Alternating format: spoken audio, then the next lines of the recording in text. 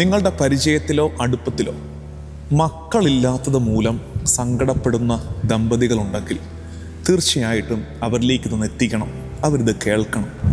ഇനി ഉത്തരമില്ല എന്ന് തോന്നുന്ന വിധം എല്ലാം അവസാനിച്ചു നിൽക്കുന്ന ഒരു മനുഷ്യർ പ്രാർത്ഥിച്ച് നമ്മൾ തന്നെ മറന്നുപോയ ചില പ്രാർത്ഥനകളുണ്ട്. നല്ല കാലത്തെങ്ങാണ്ട് സക്കറിയ പ്രാർത്ഥിച്ചിട്ടുണ്ട്, കർത്താവേ ഒരു കൊച്ചിനെ തായോ, എത്ര കാലമായിട്ട് ഞാൻ ബലിപീഠത്തിങ്കൽ ശുശ്രൂഷ ചെയ്യുന്നു, ഇതുവരെ അദ്ദേഹം അർപ്പിച്ച ധൂപച്ചുരുളുകൾ പ്രാർത്ഥന പോലെ സ്വർഗത്തിലേക്ക് ഉയർന്നുകൊണ്ടിരിക്കുകയല്ലായിരുന്നോ? പ്രാർത്ഥന കേട്ടിരിക്കുന്നു. ഒരു നിശബ്ദതയുടെ ഇടവേള അവന് കൽപ്പിച്ചു കൊടുക്കുന്നു.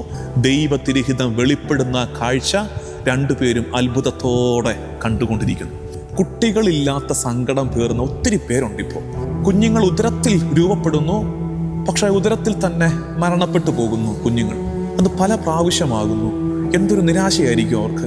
അല്ലെങ്കിൽ കുഞ്ഞുങ്ങൾ ഉണ്ടാകുന്നതിൻ്റെ ഒരു ലക്ഷണം, ഒരു സൈൻ കാണുന്നില്ല. കാലം കുറയായി പ്രാർത്ഥിച്ചു, സങ്കടമാണ്, നിരാശപ്പെട്ടു പോകുന്നു. സഭ അനുവദിക്കുന്നത് പോലെ എത്തിക്കലായിട്ടുള്ള മെഡിക്കൽ അസിസ്റ്റൻസ് ട്രീറ്റ്മെൻറ്റിനൊക്കെ വിധേയപ്പെടുന്നു, എന്നിട്ടും പരിഹാരമാകുന്നില്ല. നിങ്ങളോട് എനിക്ക് 3-4 കാര്യങ്ങൾ പറയാനുള്ളത്. ഒന്നാമത്തത്, ഗോഡ് സീസ് യുവർ പെയിൻ. നിങ്ങളുടെ സങ്കടം കർത്താവ് കാണുന്നുണ്ട്. സക്കറിയായുടെ പ്രാർത്ഥന കർത്താവ് കണ്ടു, കർത്താവ് കാണുന്നുണ്ട്. എലിസബത്തിൻ്റെ കണ്ണീരും നെടുവീർപ്പും കർത്താവ് കണ്ടിട്ടുണ്ട്. കർത്താവ് കാണുന്നുണ്ടെന്ന് ആദ്യം തിരിച്ചറിഞ്ഞേ. കർത്താവ് കാണുന്നുണ്ട്. Delay is not denial. ചില പ്രാർത്ഥനകൾക്ക് ഉത്തരം വൈകുന്നെങ്കിൽ അതിൻ്റെ അർത്ഥം ഉത്തരമില്ല എന്നല്ല, കാലതാമസം, നിഷേധമല്ല. പ്രിയമുള്ളവരെ, നീ പ്രാർത്ഥിച്ച ചില കാര്യങ്ങൾക്ക് ഉത്തരം വൈകുന്നെങ്കിൽ അതിൻ്റെ അർത്ഥം നീ പ്രാർത്ഥിച്ചതിനും ഉപരിയായ ഒന്ന് ഒരുക്കപ്പെട്ടുകൊണ്ടിരിക്കുകയാണെന്ന് മനസ്സിലാക്കിക്കേ.